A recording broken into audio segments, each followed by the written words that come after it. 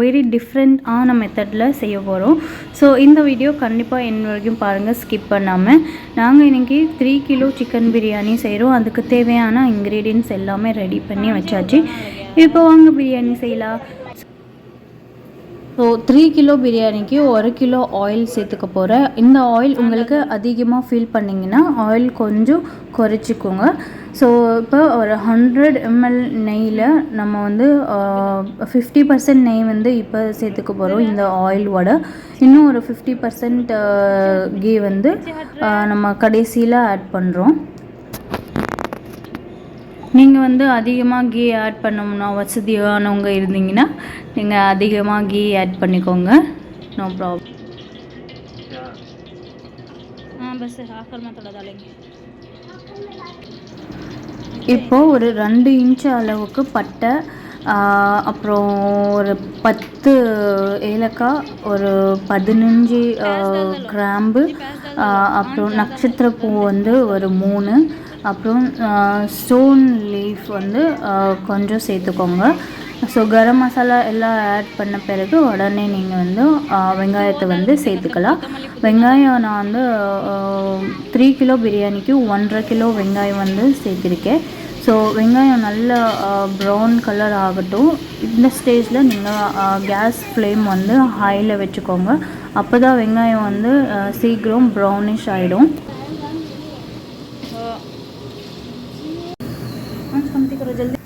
So வெங்காயம் வந்து நல்லா ப்ரௌன் கலர் ஆகிடுச்சு. இந்த ஸ்டேஜில் வர வரைக்கும் நீங்கள் வெங்காயம் வந்து நல்லா ஃப்ரை பண்ணிக்கணும். அதுதான் நம்ம மெயின் பிரியாணியில் மெயின் ஸ்டெப் வந்து வெங்காயம் நல்லா ப்ரௌனிஷ் ஆகணும். அப்போ தான் அந்த கலர் வரும் உங்களுக்கு. ஸோ நான் இங்கே வந்து கொஞ்சம் வெங்காயத்தை எடுத்து வச்சுக்கிறேன் ஃபைனலாக கார்னிஷ் பண்ணுறதுக்காக. ஸோ 200 கிராம் வந்து இஞ்சி, 200 கிராம் பூண்டு, இதோட பேஸ்ட்டு சேர்த்துக்கலாம். இப்போது இந்த க்ரீன் பேஸ்ட்டில் இருக்கிற இன்க்ரீடியன்ட்ஸ் வந்து ஒரு கைப்பிடி அளவுக்கு புதினா, ஒரு கைப்பிடி அளவுக்கு மல்லி, அப்புறம் ஒரு 10 பச்சை மிளகாய் சேர்த்துக்கிறது, பேஸ்ட் பண்ணியிருக்கிறது சேர்த்துக்கலாம். இப்போது ஒரு 3 கைப்பிடி அளவுக்கு புதினா, ஒரு 3 கைப்பிடி அளவுக்கு மல்லி சேர்த்துக்கோங்க. அதுலேயே ஒரு 5 பச்சை மிளகாய் மெலிசாக சேர்த்துக்கோங்க. இப்போ இது நல்லா மிக்ஸ் பண்ணிக்கோங்க. அப்பப்போ வந்து நீங்கள் மிக்ஸ் பண்ணிகிட்டே இருக்கணும், இல்லைனா அது கீழே வந்து பிடிச்சிரும். இஞ்சி பூண்டு பேஸ்ட் போட்ட உடனே நம்ம கேஸ் ஃப்ளேம் வந்து மீடியம் டு லோக்கு வச்சுக்கணும். அப்போ தான் கீழே பிடிக்காமல் இருக்கும். அப்புறம் இந்த மாதிரி நம்ம மிக்ஸ் பண்ணிவிட்டு கீறிக்கிட்டே இருக்கணும். அப்போ தான் அது கீழே பிடிக்காமல் இருக்கும். ஸோ இல்லைனா நீங்கள் அப்படியே விட்டுட்டிங்கன்னா எல்லாமே எரிஞ்சிடும். ஸோ டேஸ்ட்டு நல்லா இருக்காது. ஸோ இது மட்டும் நல்லா பார்த்துக்கோங்க. இப்போது 1 கிலோ வந்து தக்காளி பேஸ்ட் பண்ணியிருக்கேன், ரஃப்லி பேஸ்ட் பண்ணியிருக்கேன். ரொம்ப அதிகமாக பேஸ்ட் பண்ணலை, ஃபைன் பேஸ்ட்டாக பண்ணலை, ரஃப்லி பேஸ்ட் பண்ணியிருக்கிறது சேர்த்துக்கிறேன். தக்காளி வந்து இந்த மாதிரி பேஸ்ட்டு பண்ணி ஒரு தடவை பிரியாணி செஞ்சு பாருங்கள், உங்களுக்கு இந்த டேஸ்ட்டு ரொம்பவே பிடிக்கும். அப்புறம் பிரியாணியோட கன்சிஸ்டன்சி எந்த டிஸ்டர்பன்ஸும் இல்லாமல் சூப்பராக வரப்போகுது. ஸோ இந்த மாதிரி ஒரு தடவை ட்ரை பண்ணி பாருங்கள். இப்போ 3 டேபிள் ஸ்பூன் வந்து கல்லுப்பு சேர்த்துக்கோங்க. 3 கிலோ பிரியாணிக்கு 3 டேபிள் ஸ்பூன் கல்லுப்பு சேர்த்துக்கலாம். அது வந்து சூப்பராக வரும், டேஸ்ட்டு கரெக்டாக இருக்கும். உப்பு கம்மியாகவும் இருக்காது, அதிகமாகவும் இருக்காது. ஆனால் உங்களோட டேபிள் ஸ்பூன் வந்து மேட்டர். ஸோ அதனால நீங்கள் எதுக்கும் வந்து கடைசியில் உப்பு காரம் எல்லாமே செக் பண்ணிக்கிறது பெட்டர். ஸோ இப்போ ரெட் சில்லி பவுடர் சேர்த்துக்கலாம். பச்சை மிளகாய் ஆல்ரெடி அரைச்சி போட்டிருக்கோம், அதனால நீங்கள் வந்து ரெட் சில்லி பவுடர் வந்து பார்த்து சேர்த்துக்கோங்க. நான் வந்து 2 டேபிள் ஸ்பூன் வந்து சேர்த்துருக்கேன். ஸோ அப்பப்போ மிக்ஸ் பண்ணிகிட்டே இருங்க.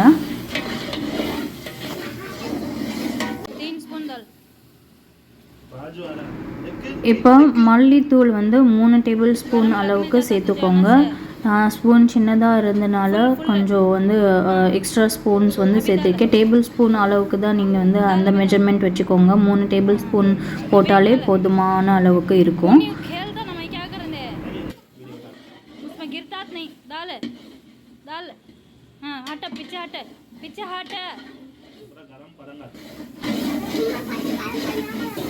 இப்போ மசாலாஸ் எல்லாமே நல்லா குக் ஆகிருக்கு, ஆயில் விட ஆரம்பிச்சிருக்கு. இந்த ஸ்டேஜில் நம்ம 3 கிலோ சிக்கன் சேர்த்துக்கலாம். நான் வந்து 3 கிலோ பாஸ்மதி ரைஸ் பிரியாணிக்கு 3 கிலோ சிக்கன் தான் சேர்த்திருக்கேன்.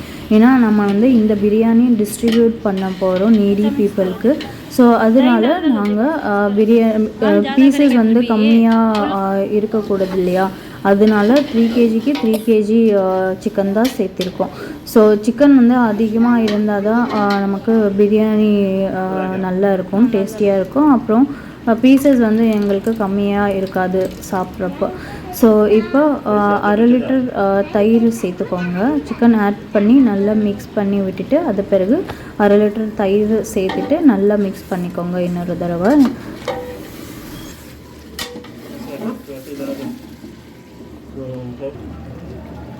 ரெண்டு டீஸ்பூன் அளவுக்கு கரம் மசாலா சேர்த்துக்கிறேன்.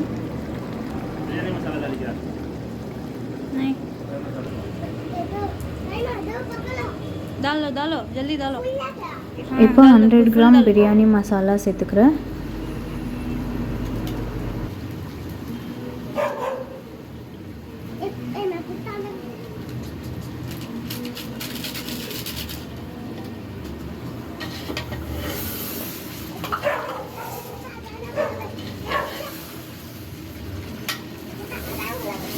कमती करो दी जलता.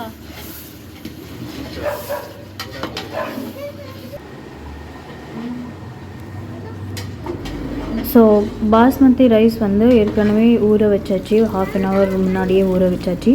இப்போது 1.5 லிட்டர் ஹாட் வாட்டர் சேர்த்துக்கிறேன். ஏன்னா சிக்கன் இந்த மசாலாஸ் எல்லாமே நல்லா வெந்திருக்கு. இந்த ஸ்டேஜில் நம்ம போய் கோல்டு வாட்டரை சேர்த்திட்டோன்னா அது மறுபடியும் ஹீட் ஆகி ரெடி ஆகிற ப்ராசஸ் வந்து ரொம்ப அதிகமாக இருக்கும். ஸோ ஹாட் வாட்டர் சேர்த்துட்டிங்கன்னா நல்ல ஒரு பாயில் வரும். ஸோ வாட்டர் ஆட் பண்ண பிறகு ஒரு பாயில் வர வரையும் வெயிட் பண்ணுங்கள். அப்போ தான் சிக்கன் வந்து நல்லா வெந்து வரும். ஸோ அது பிறகு நம்ம 1 மணி நேரத்துக்கு முன்னாடி இல்லை 1/2 hour கூட நீங்கள் ஊற வச்சுக்கலாம். ஊற வச்சுட்டு பாஸ்மதி ரைஸு அந்த தண்ணி ஆட் பண்ணி ஒரு பாயில் வந்த பிறகு தான் பாஸ்மதி ரைஸ் வந்து சேர்த்துக்கோங்க. சேர்த்துட்டு மெதுவாக நல்லா மிக்ஸ் பண்ணி விடுங்க.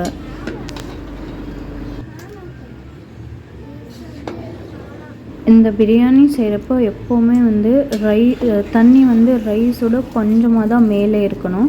ரெண்டுமே ஈக்குவலாக இருக்கக்கூடாது, இல்லை கம்மியாக இருக்கக்கூடாது. ரெண்டுமே வந்து தண்ணி கொஞ்சம் மேலே இருந்தால் ரைஸ் நமக்கு தெரிகிற அளவுக்கு மேலே இருந்தால் நமக்கு கன்சிஸ்டன்சி நல்லா வரும்.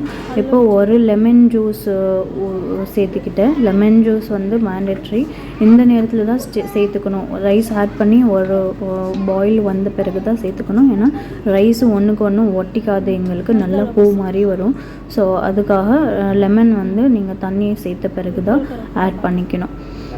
इक्वल करो पूरा अंदर डाल चावल. मुझे बिस्मिल्लाह बोलो मुझे रखना डक्को डक्को छोड़ यार नीचे रखो डक्को छोड़. கேஸ் ஃப்ளேம் வந்து மீடியமில் தான் வச்சுருக்கேன், ஹையில் இல்லை. ஸோ இப்போ கொஞ்சம் ஒரு 10 minutes வந்து மூடி வச்சுருங்க, நல்லா பாயில் ஆகட்டும். ஸோ பாருங்கள் 10 minutes பிறகு வந்து நமக்கு நல்லா ரைஸ் வந்து நல்லா பாயில் ஆகிட்டு இருக்கு. பிரியாணி சூப்பரான அரோமா வந்துட்டுருக்கு. ஸோ இந்த பிரியாணி கண்டிப்பாக நீங்கள் ட்ரை பண்ணி கமெண்ட் பண்ணணும் எப்படி இருக்குது அப்படின்றது. ஸோ இப்போ மெதுவாக நல்லா கீழே மேலே பண்ணிக்கோங்க. ரைஸ் வந்து மேலே போட்டுக்கோங்க மிக்ஸ் பண்ணிவிட்டு. இது வந்து பாஸ்மதி ரைஸு சீக்கிரம் வடிஞ்சிடும். அதுக்காக மிக்ஸ் பண்ணுறப்ப ரொம்ப கேர்ஃபுல்லாக மிக்ஸ் பண்ணிக்கோங்க. இப்போ பாருங்கள் தண்ணி வந்து கம்மியாக தான் இருக்குது.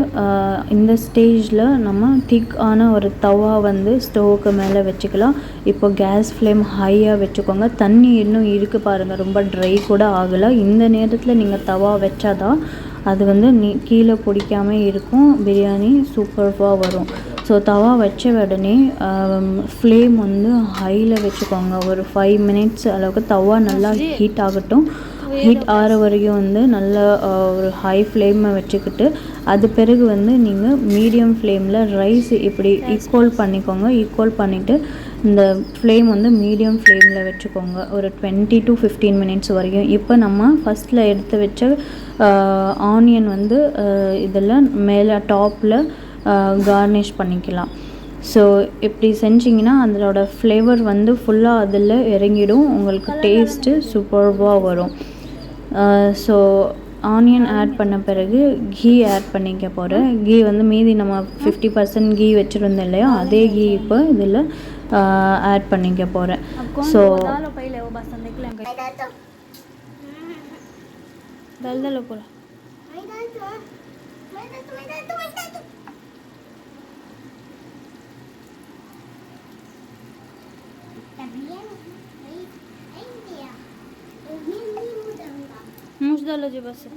கார்னிஷ் பண்ணுறப்போ கட் பண்ணியிருக்கிற பச்சை மிளகாயும் அப்புறம் புதினா லீஃப் இருந்தால் சேர்த்துக்கலாம், அது நல்ல ஃப்ளேவர் கொடுப்போம். என்கிட்ட வந்து தீந்துருச்சு, அதனால நான் ஆட் பண்ணிக்கல.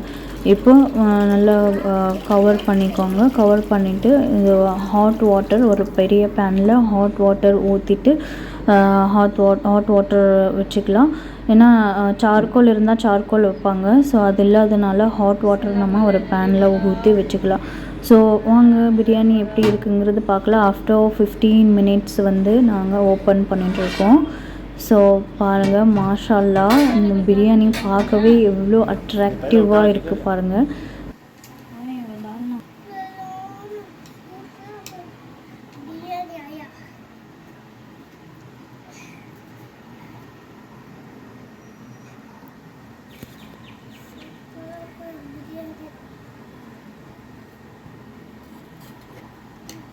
गोश्त उड़ता अच्छा बनेगा.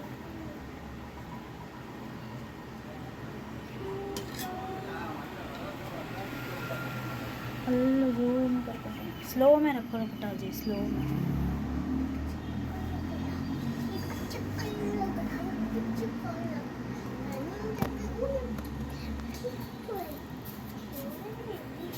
உண்மையிலே இந்த பிரியாணி சூப்பர் டேஸ்டியாக இருந்துச்சு. ஐ ஹோப் உங்களுக்கு இந்த வீடியோ பிடிச்சிருக்குன்னு நினைக்கிறேன். பிடிச்சிருந்தால் கண்டிப்பாக இந்த வீடியோவுக்கு வந்து லைக் கொடுங்க. அப்புறம் முடிஞ்ச அளவுக்கு உங்கள் ஃப்ரெண்ட்ஸ் அண்ட் ஃபேமிலியோட ஷேர் பண்ணுங்கள். இன்னுமே என் சேனலுக்கு சப்ஸ்கிரைப் பண்ணாமல் பார்க்குறீங்கன்னா கண்டிப்பாக சப்ஸ்கிரைப் பண்ணிக்கோங்க. அப்புறம் பக்கத்தில் இருக்கிற பெல் ஐக்கானும் ப்ரெஸ் பண்ணிக்கோங்க. அப்போ தான் நான் போடுற எல்லா வீடியோஸும் உங்களுக்கு நோட்டிஃபிகேஷன்ஸில் வரும். நீங்கள் சப்ஸ்கிரைப் பண்ணால் தான் நான் போடுற எல்லா வீடியோஸும் உங்களுக்கு வரும். ஸோ கண்டிப்பாக சப்ஸ்கிரைப் பண்ணிக்கோங்க. அது வந்து உங்களுக்கு ஃப்ரீயாக தான் இருக்க போகுது. ஸோ கண்டிப்பாக do subscribe and support guys. அவ்வளோதான், நம்ம பேக் பண்ணி இப்போ சர்வ் பண்ண போகிறோம். Thank you so much. பாய். அடுத்த வீடியோவில் சந்திக்கலாம். அடுத்ததாக நல்ல சூப்பர் டேஸ்டியான வீடியோஸ் பார்க்குறதுக்காக கண்டிப்பாக சப்ஸ்கிரைப் பண்ணிக்கோங்க. பாய், டேக் கேர்.